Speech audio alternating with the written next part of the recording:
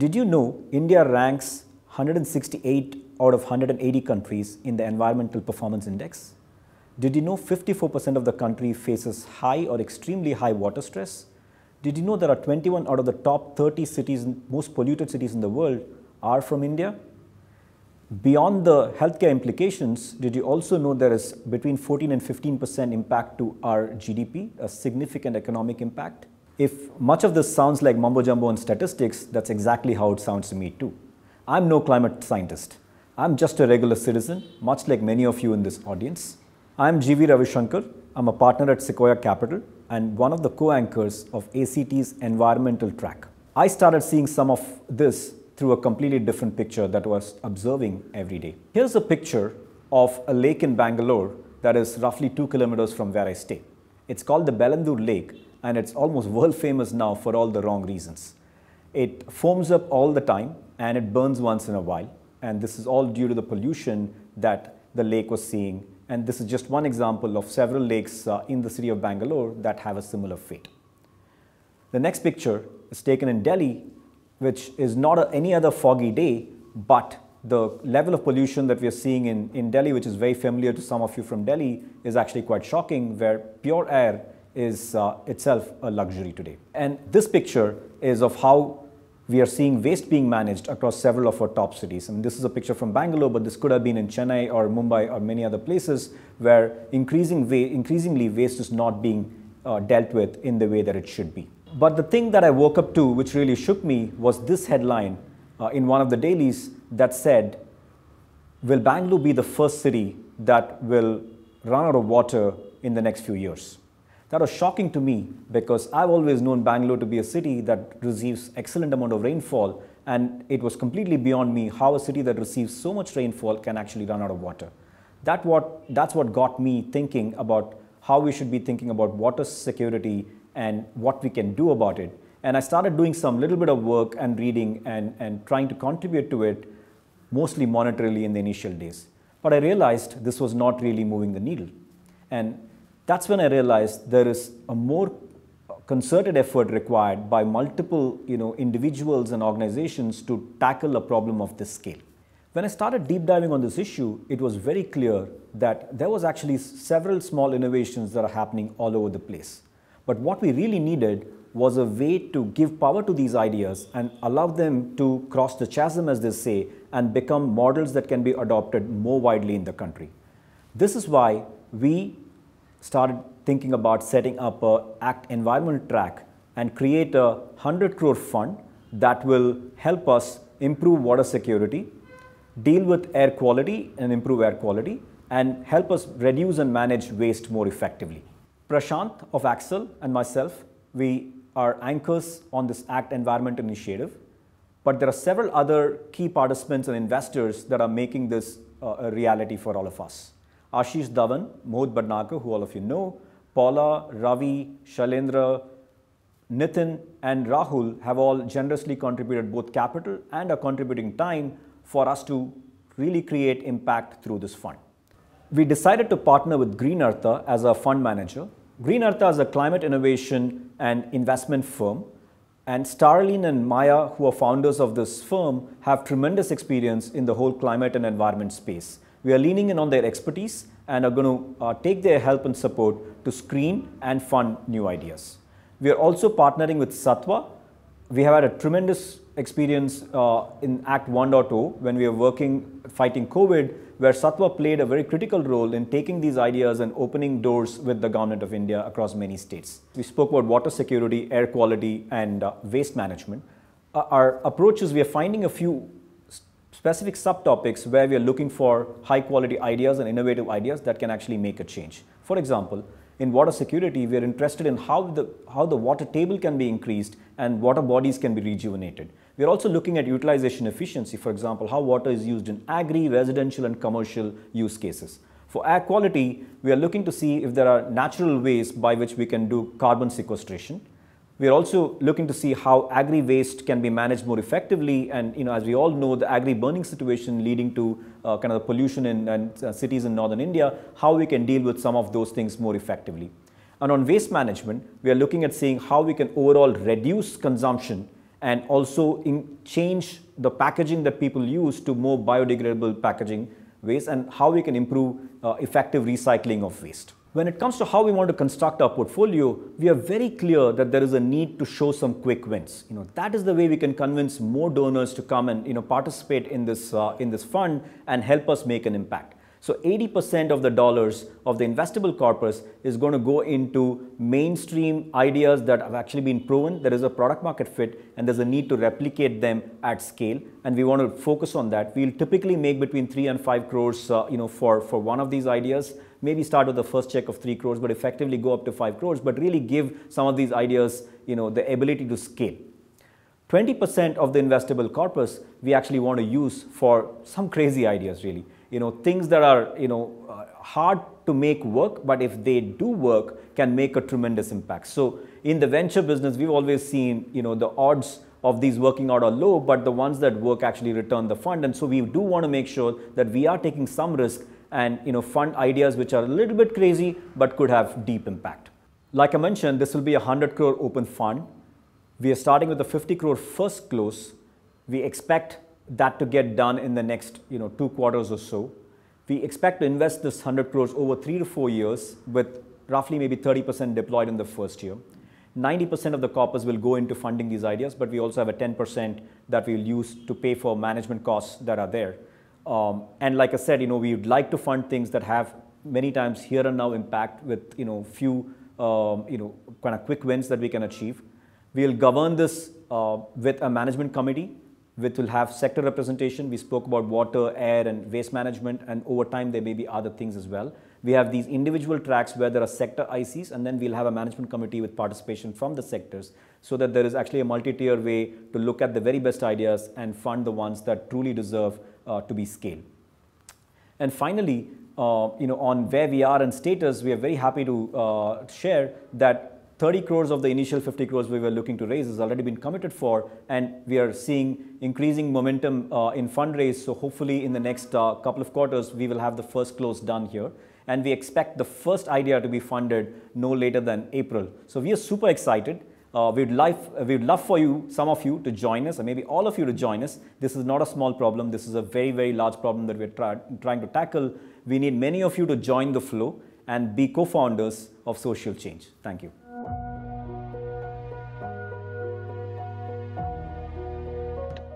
Hi, my name is Dr. Kriti Karanth. I'm Chief Scientist at Center for Wildlife Studies. It's a conservation NGO based in India. We do science, conservation, education, and policy around saving India's wildlife and wild places. What I'm excited to share with you today is that India, to me, is not just a melting pot of people, languages, history, and culture. It's also a melting pot for wildlife. We share species with all continents around the world. We share lions, hyenas, leopards with Africa. We share foxes, wolves, and bears with North America and Europe. And we share tigers, rhinos, and a whole array of amazing species with South and Southeast Asia. But what sets us apart truly is the challenge of having very little land set aside for wildlife. The reason why India is red in this map is because we have less than 5% of land set aside for wildlife. And people, huge densities and numbers of people live alongside wildlife in a way that no other country in the world faces today. So going ahead, I kind of see 3 challenges ahead. First is creating space for wildlife. Second is mitigating conflict. And third is building a conservation community. At the Center for Wildlife Studies, our work around creating space basically means, can we grow the land for wildlife in India? So our first effort actually is to really understand how many people live in and around wildlife areas in India today. And to aid this, we have a massive project that's looking at mapping human settlements in and outside parks across India. We've also assisted in voluntary resettlement of people willing and interested in moving outside. Our efforts across India have led to over 2,500 families being resettled outside. We've handheld them through every process and made sure that they were able to rebuild their lives and livelihoods post relocating outside. In certain cases, like in Kudremukh National Park, where no government schemes were available to assist people, we've gone in and assisted them directly ourselves. And you start to see, like this image shows, recovery of vegetation and eventually animals once people are removed and the impacts of their lives are taken out. But not all of India's wildlife is on public lands. There's an incredible diversity of frogs, birds, amphibians, and mammals found on private lands today, particularly large plantations of tea, coffee, rubber, and areca nut are found to house incredible diversity. We want to work with individuals and communities and corporations to incentivize people to adopt wildlife-friendly practices so we can create more space for wildlife. We also want to assist farmers who live on the margins of many of these parks, who cannot make a living from their small plots of land today because of high conflict or climate issues. And we're kind of looking at other ways to incentivize land.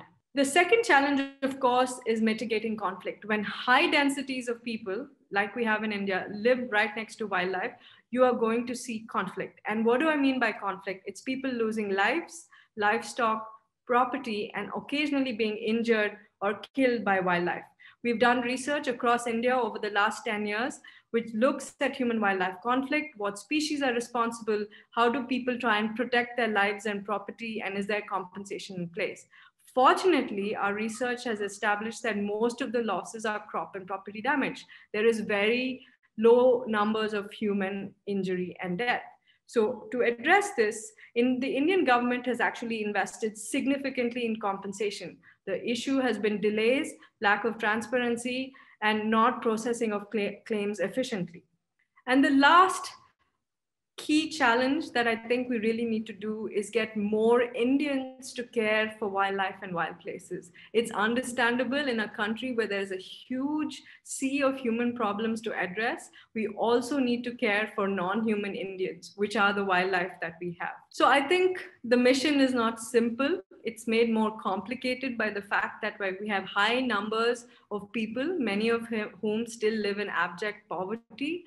Despite all the economic growth and the development progress that we see in India, there are still hundreds of millions of people whose lives are deeply affected by wildlife. And if we are serious about saving wildlife and wild places in India, we need to incorporate community level action, transforming how we deal with conservation and science today.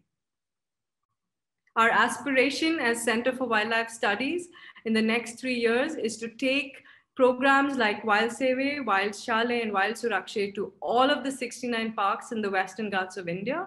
The Ghats are special. They're recognized as one of the 30 biodiversity hotspots across the world. They house an incredible array of endemic species, including some of the largest global populations of large mammals like tigers, leopards, elephants. But they also are places that are shared by over 25 million people today. So I think what we can do is invest strategically in creating programs that allow people to build better relationships with wildlife. And I think this will truly empower them in saving wildlife and wild places.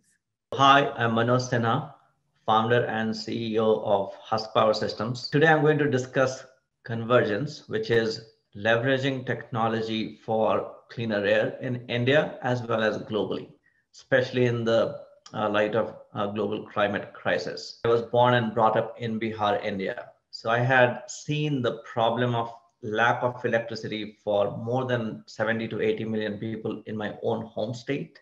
And that's what really triggered, and that was my passion to solve that problem of 70 plus million people. When we looked at solar PV back in 2008, it was quite expensive. It was like $5 per watt. And therefore we started looking at other resources that were plenty in my home state, Bihar, as well as neighboring state, UP. That's where we found, or we discovered, you can say, a biomass gasification system that uses rice husk as a feedstock. And we use that to gasify it, which is kind of a pyrolysis process. You heat the chamber to 800 degrees Celsius, converts to gas, you clean it up, and that becomes electricity. What really happened or what really transpired is a lot of rice husk and rice straw as well, of course, gets burned in the field. And that creates a lot of problem in terms of poor or bad quality air that we all are experiencing in India, right? So AQI is so bad because of a lot of stubble burning in western part of India from Punjab as well as some other neighboring states. But that problem is not prevalent only in Punjab. Actually, it happens in Bihar and UP as well. So with the intervention that we brought in, we were able to utilize that resource, convert that into electricity in a very clean way. There are some challenges to this biomass gasification technology. And the challenge is that you cannot really truly run these smaller systems 24/7. So what we did uniquely is we built a hybrid power plant system. And what I mean by that is we combine solar PV for daytime supply. We use biomass gasification, which is still 100% renewable source of energy for evening time supply. And then we have a battery bank that supplies energy for the nighttime. And I think this one, as well as similar interventions, can be brought in pan-India, and I would say pan-world. We are not only trying to solve the problem in India, which is massive, but we are also trying to take this technology worldwide so that they don't have to go through what we are actually going through in India with really bad or poor quality of air. Hello, my name is Mrudula Ramesh. I'm a clean tech investor and the author of The Climate Solution, which is on the India's climate crisis and what we can do. Why should waste and water be at the center of my climate action? Well, 8 years ago, even after drilling past 500 feet, we ran out of water at home. That's how my climate journey began. And as I read and traveled and spoke to people and experimented, I learned about this global phenomenon that was unraveling all around us, how we were moving past these climate guardrails, which has helped human civilization evolve. The climate crisis literally speaks the language of water. You know, if you think back of the floods that have wrecked so many of our cities in the past few years, no doubt a warming climate, which brings intense rainfall in its wake, has played a part. But would the blow have fallen so hard if we hadn't dumped rubbish into our rivers and blocked our and choked our drains and built over our water bodies? I doubt it. But now moving into action, conscience, while useful to spur a change, needs the help of design in the form of making something easy to do or making something economically interesting to sustain the change is the philosophy behind all of my actions. Managing waste or managing water is really a journey. We've added a biogas plant, which has played a huge role in not just helping us send less waste into the landfill, but also making it into a resource, because we make our food waste into biogas. And it doesn't smell. And it's very important that it doesn't smell, because if there is a yuck factor, no solution is ever going to be sustainable or scalable. This biogas plant has worked so well that we've put one in our factory, a bigger one. And we've even put one in the Meenakshi Amman temple. On every year, we save about 6 tons of waste from going into the landfill and use it at home to generate biogas and then compost also. And the compost is really where the link between waste and water come in. Now, I told you that my climate journey began when we ran out of waste at home. And the meters told us the garden was a water guzzler. And so what we did is we began to really reuse our water as many times and in as many ways as possible. We used dual plumbing in our houses. We used, a sort of inferior grade of water for the gardens. We tested to make sure it's still safe, but we optimize the quality use mix, if I will. And the compost really helps there, because and this is particularly relevant for India. Indian soils tend to be completely, very, very low on organic matter. And the compost helps really suck in and hold in the water and deliver it right to the plant roots. We were spending so much money buying water when we ran out. And within a few months of making these small changes based on just observation and making things easy to do, like lowering the pressure at the of the taps leading into the wash basin, which no longer required people to be mindful and conscious, oh God, I'm wasting water, but it's just something that happened through design. Recycling again, something that just automatically happens through design and the way you design your plumbing. There's no active thought, no active engagement of conscience that's going on. A few years into our climate journey, in 2017, the worst drought in living memory came to Madurai. And at that time, when every person around us was buying water, neither in the house nor in the company did we buy any water. And that was a big aha moment for me. The climate hadn't stopped warming, it was still changing, but we had become more resilient.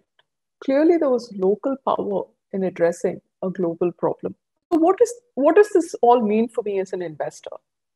First, our experimentation really means we are quite happy. I'm personally happy to give, try out new innovations. We're happy in the company to try out new innovations. When we put up a biogas plant, there were very few around.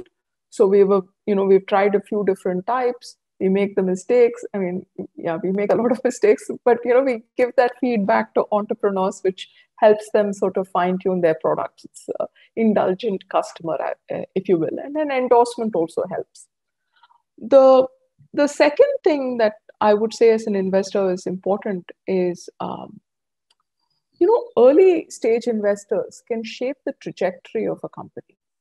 And early investors in a fledgling field like climate change can shape the trajectory of an industry.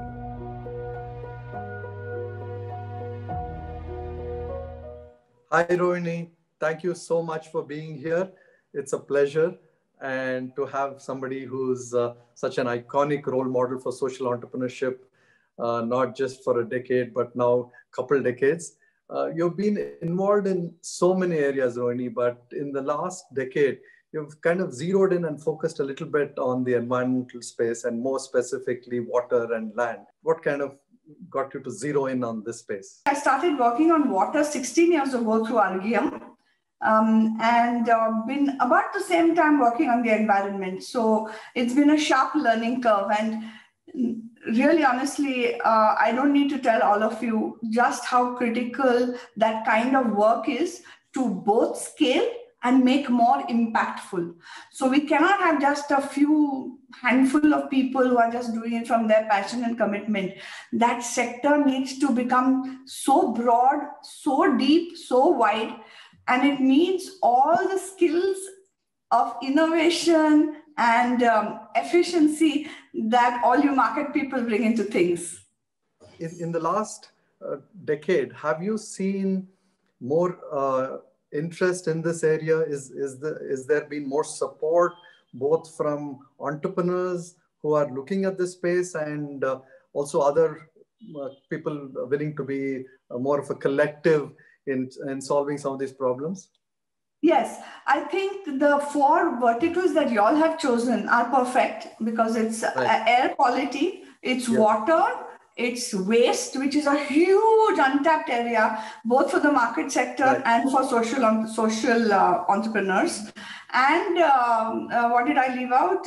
Land. These are the 4 huge sectors on which, there is a lot of traditional knowledge, and there is a need to infuse a lot of new knowledge so that both can meet to create new, really India-focused, sustainable new models to scale, not just in India, but around the world. So you have chosen the right verticals. You yourselves coming in tell me that there is a lot more interest in this space now. People are beginning to make the interconnections, that the ecology is the base, the foundation, and the master of everything else and in life on this planet, that the economy is a wholly owned subsidiary of the ecology, as they say, and that unless you can fix the ecology, you have continual long-term, short-term, medium-term risks in any economic activity that you do. And if you're hoping to lift our people, remaining people, we've come a long way, remaining people out of poverty, and if we are imagining sustainable prosperity for all eyes have to be on the ecology. All eyes have to be on the environment. Yeah, so true. I think, and India, everything gets compounded with the societal pressures and the population pressures that we have here, right? So it's just, we need to be a lot more innovative in how we try and solve it specifically for our challenges here. You mind if I make a point on that one, sure, Prashant? Sure. You talk of population pressures, and I agree with you, but I want us to be very careful when we talk about population pressures, because we need to also understand that India is one of the biodiversity hotspots of the world, Correct. Right? We have 1/3 the land of the USA. We have 4 times its population, but we have multiple times its biodiversity, of course, partly because of the geography of our location. But why has that happened? Why are there so many people in our country and yet so much biodiversity?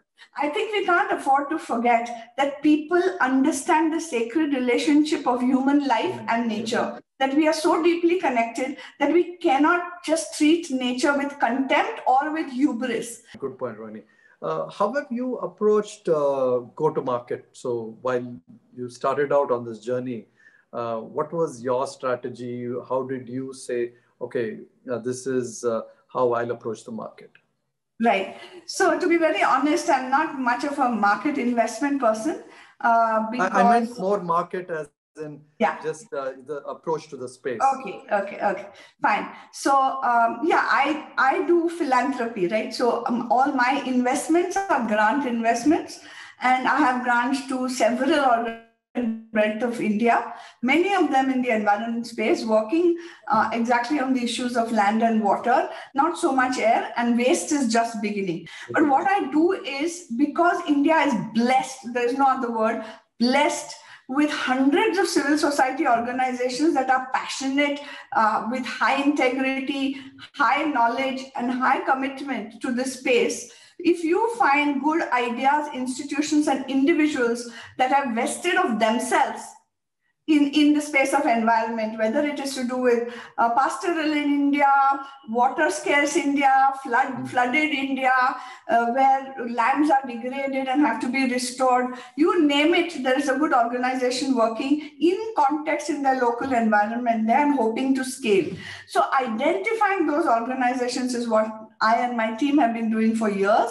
And once we try to start out with a basis of trust, because I always say that if you end up with trust, you have to begin with trust. So you work with these organizations, co-create some program, but you rely on them because they are the experts.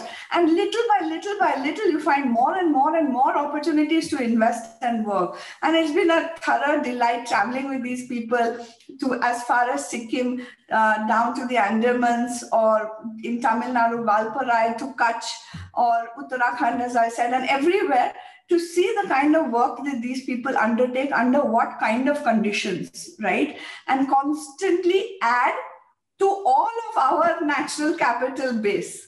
So that's the approach I have taken, and I hope it works. You know, you're saying that there are certain barriers, that whether it's a lack of credible knowledge bases, enough research being done to build these knowledge bases. Have there been other challenges and barriers that you've encountered that still kind of keep you awake and keep this as relevant today as when you started a decade ago? So I think, there are several barriers. There are several policy barriers, of course, still, and that's always an ongoing political and advocacy discourse which has to be undertaken by all of us. But there is also, I think, a barrier of enough long-term patient capital that is invested in the space. For example, sometimes people who invest, even whether it is philanthropically or whether it is in the purely market space, we all want quick returns and high returns, and they have to be visible returns. But unfortunately, sometimes the damage to the ecology can be slow and invisible. So it requires patience, both in terms of resourcing the institutes that are doing the observational analysis of what's actually happening to the biodiversity loss, what's happening to the degradation of the land. So lack of patient capital, I would say. And thirdly, I would say, there is a lack of trust between financing institutions such as philanthropists, such as government, and the civil society organizations working on the ground. We need to build more bridges of trust and discovery between these sectors so that all the work which is being done in silos can sort of become come together much better than it is now. There's so much wonderful work being done, but how do we learn to make it much more discoverable, much more transparent, accountable on both sides of the equation? These are some of the barriers I can think of. This last one you spoke about, Rohini, is one of the areas that we want to see if we can bring that more collective, collaborative ecosystem, because we are envisioning this really open platform that not only brings together entrepreneurs and funders, but also including yours, to really now come together on this. So I think the time is right to act now, for sure. I know that technology, I mean, of course, being part of a family that is so deeply been part of a technology journey in our country, you've seen the power of technology and how technology can be leveraged to scale some of what you have done. And that is, again, a key underpinning of what we'll do in ACT, right? So see the role of technology in solving some of these challenges more disruptively. A couple examples that you've been able to achieve in this area. I know for Argyam and some of your other initiatives, the technology foundation and backbone has been key. Yes, thank you. And I do hope because you will have a diverse set of people with extremely successful entrepreneurial careers with a great knowledge of technology. I think that's going to be a huge addition to the sector. So I'm very glad you all are playing in this space. Very little good use of information technology in the environment sector, unfortunately. And it's a ripe opportunity waiting to be plucked. So I'm not a techie myself, but osmosis from Nandan for several years has made me realize that you can really amplify the power of good intent by using technology. And in the environment, obviously data, using a technology backbone to collect data, to democratize data, to collect it from different points, to make sure data flows like water everywhere and finds its own level. That's very important in the environment sector, right? You need citizen-based science. You need data collection, analysis, and then using the data to improve the ecology, to restore the ecology in a way which other people can see, learn, share knowledge about is critical. It's not there, not enough of it. There have been several attempts. The India Water Portal is there, the Biodiversity Portal is there. There are other places where data resources have been there. Government has its own, but we need much more. And we need them to be democratic. We need it to be both bottom up and top down. And that should meet somewhere. It's not that all data should flow upwards to where the power is. It needs to flow out and democratize access to knowledge. The second thing I think is using technology for capacity building. So in Argyam, we have undertaken a simple thing working with the states of Meghalaya and other governments to say that, because unfortunately in water, Prashant, there is no cadre. In education, we have a whole cadre of teachers, etc. In public health, we have the ANMs, we have the ASHA workers. In water, unfortunately, it goes from one program to one program. I mean, in between, all that knowledge is just dissipated. We don't have a water cadre in this country. So in lieu of that, how can we use technology to bring all training content into a common platform where people can use technology to get atomized learning content and be able to show other people that they have learned something? So it's learning and discovery of that learning, to be able to say, I am a water practitioner. I learned ABC through the courses DEF. And this is what I have done, and I am available for work. So that kind of thing, working within government programs, thinking of technology as a huge enabler of capacity and livelihoods in the areas that chosen: land, water, waste, air, is another big need in technology. So maybe the third area of technology that just my early read is indigenous technologies for, whether it's for air purification or water treatment. We're still so dependent on stuff from Japan and Germany and some of these areas. Are these areas that you think are really of high importance? The whole Atmanirbhar thing. You can't have these technologies imported and be cost effectively deployed democratically across our country, right? So do you think this is a space that ACT should, kind of seed and encourage? Yeah, no, definitely. I keep meeting ambitious young entrepreneurs who have come up with some technology innovation, but I don't have the setup to be able to sort of vet that and invest. But if ACT can do that, if you can have that, and make access to capital for such innovators much more discoverable and adequate and on time, right? And this should be high-risk patient capital. Otherwise, what's the point, right? You all know that it's some things, only 1 out of 10 things is going to succeed.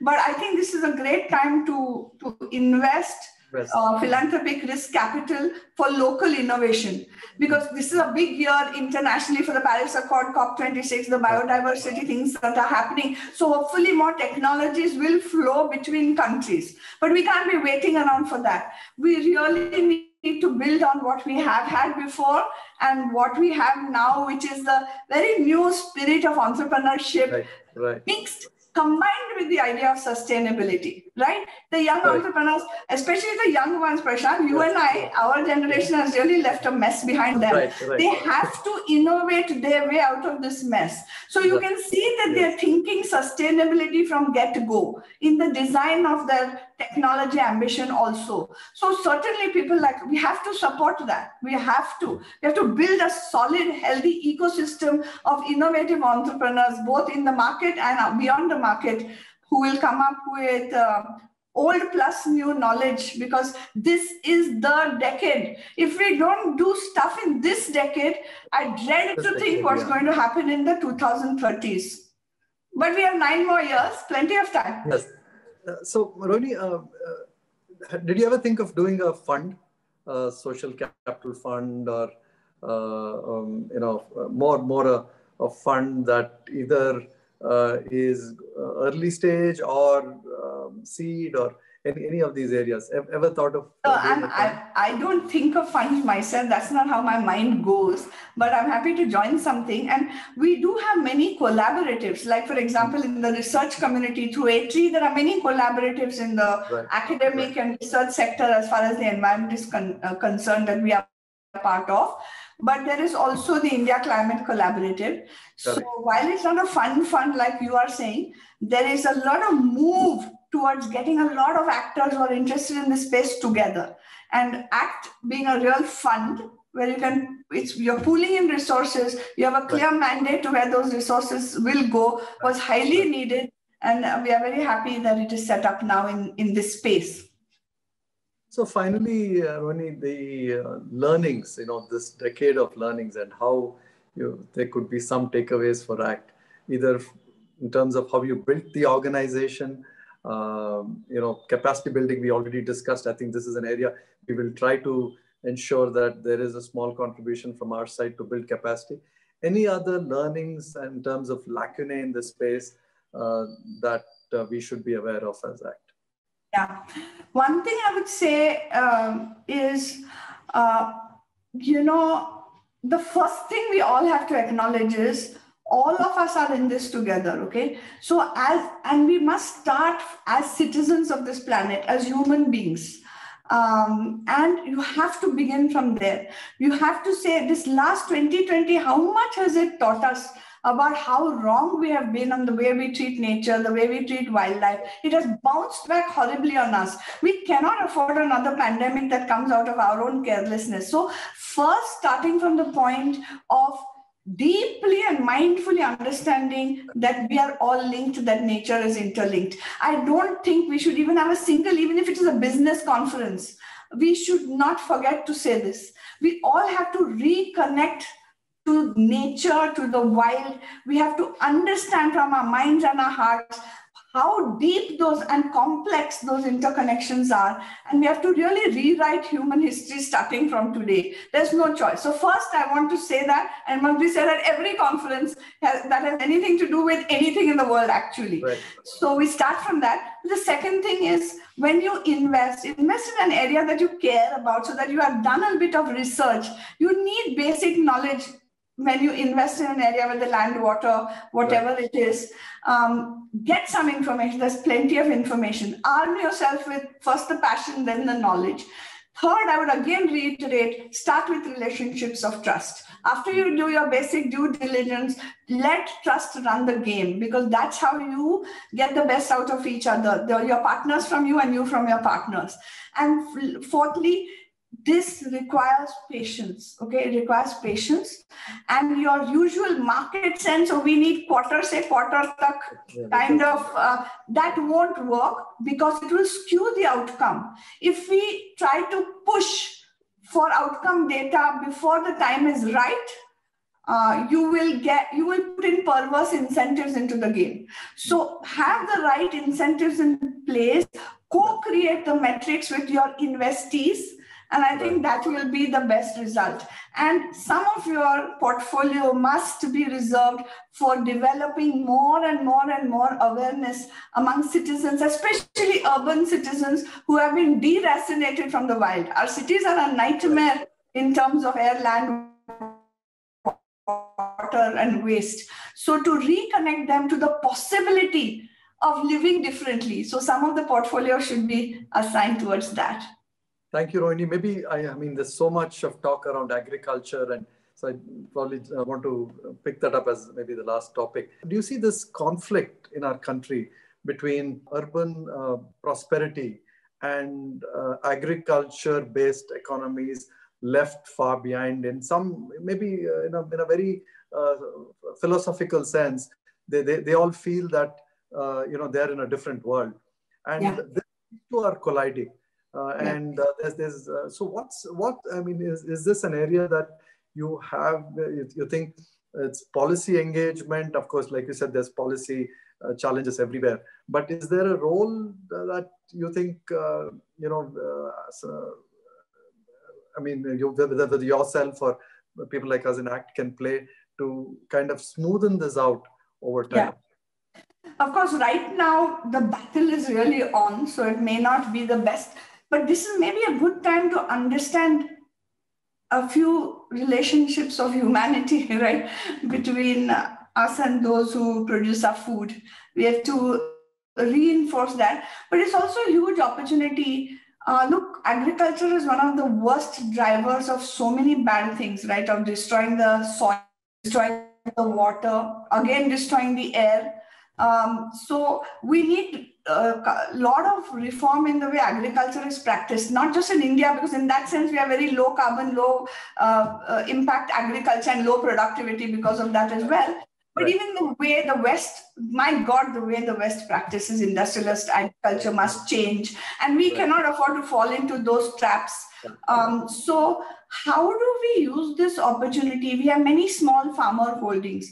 How do we figure out how to actually use agriculture to feed us, but also to improve our land, improve our soil, improve the way we use water? How do we move towards a low water economy in agriculture and industry? How do we therefore keep our air better? How do we improve our biodiversity while we produce more crop per drop? This is the opportunity, and it's not, people know about this, but perhaps a fund like ACT could support some innovation around some of these things, working with small farmers. I see that as an opportunity. Sohini, thank you for taking time and being here at the ACT Summit. This has been an amazing 15-20 minutes of exchange, and all your 2 decades of learnings kind of capsuled into these few minutes. Thank you.